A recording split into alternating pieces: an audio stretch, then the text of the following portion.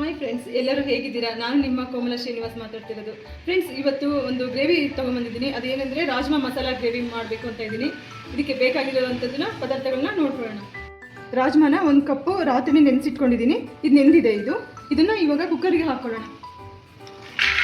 ಕುಕ್ಕರ್ಗೆ ಹಾಕ್ಕೊಂಡು ಇದಕ್ಕೆ ಸ್ವಲ್ಪ ಒಂದು ಅರ್ಧ ಸ್ಪೂನ್ ಸಾಲ್ಟ್ ಹಾಕೋಣ, ಕೂಗಿಸ್ಕೊಳ್ಳೋಣ. ಫ್ರೆಂಡ್ಸ್, ಈಗ ರಾಜ್ಮಾ ಬೆಂದಿದೆ ನೋಡಿ. ಈ ಥರ ಮೆತ್ತಗೆ ಬೇಯಿಸ್ಕೋಬೇಕು. ಫ್ರೈ ಮಾಡ್ಕೊಳ್ಲಿಕ್ಕೆ 2 ದೊಡ್ಡ ಮೆಣಸಿನ್ಕಾಯಿನ ಹೆಚ್ಕೊಂಡಿದ್ದೀನಿ. 2 ಈರುಳ್ಳಿನ ಸಣ್ಣಕ್ಕೆ ಕಟ್ ಮಾಡಿ ಇಟ್ಕೊಂಡಿದ್ದೀನಿ. ಒಗ್ಗರಣೆಗೆ ಪಲಾವ್ ಎಲೆ, 1 ಚಕ್ಕೆ, 1 ಏಲಕ್ಕಿ, ಜೀರಿಗೆ ಪೌಡರ್, ಗರಂ ಮಸಾಲ, ಅರಿಶಿನ, ಖಾರದ ಪುಡಿ, ಧನಿಯಾ ಪುಡಿ, ಉಪ್ಪು, ಇಷ್ಟು ಪದಾರ್ಥಗಳು ಬೇಕಾಗಿರುತ್ತೆ ಫ್ರೈಗೆ.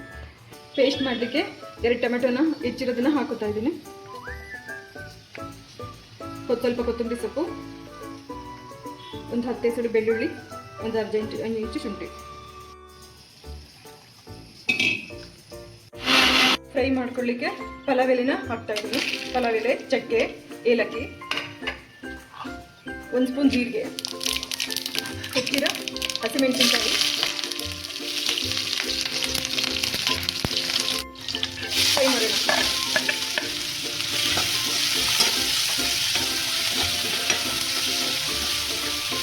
ಇದು ಫುಲ್ಲು ಗೋಲ್ಡನ್ ಬ್ರೌನ್ ಬರೋ ಹಾಗೆ ಫ್ರೈ ಮಾಡ್ಕೊಳ್ಳೋಣ. ಈರುಳ್ಳಿನ ಗೋಲ್ಡನ್ ಬ್ರೌನ್ ಆಗಿದೆ. ಈಗ ಇದಕ್ಕೆ ಟೊಮೆಟೊ ಪ್ಯೂರಿನ ಹಾಕೊಳ್ಳೋಣ.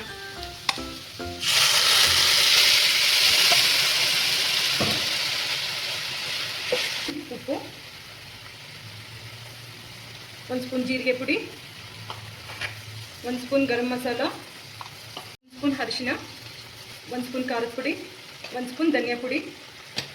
ಸ್ವಲ್ಪ ಕುದಿಲಿಕ್ಕೆ ಬಿಡಿ. ಈಗ ಬೇಯಿಸಿರೋ ರಾಜ್ಮಾನ ಹಾಕುತ್ತಾ ಇದ್ದೀನಿ. ಇದನ್ನ ಕುದಿಯಲಿಕ್ಕೆ ಬಿಡಿ. ಈಗ ರಾಜ್ಮಾ ರೆಡಿ ಆಗಿದೆ.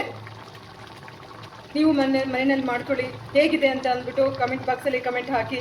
ಈ ವಿಡಿಯೋ ಇಷ್ಟ ಆಗಿದ್ದಲ್ಲಿ ಶೇರ್ ಮಾಡಿ, ಕಮೆಂಟ್ ಮಾಡಿ, ಸಬ್ಸ್ಕ್ರೈಬ್ ಮಾಡಿ. ವಾಚ್ ಮಾಡಿದ್ದಕ್ಕೆ ಥ್ಯಾಂಕ್ ಯು.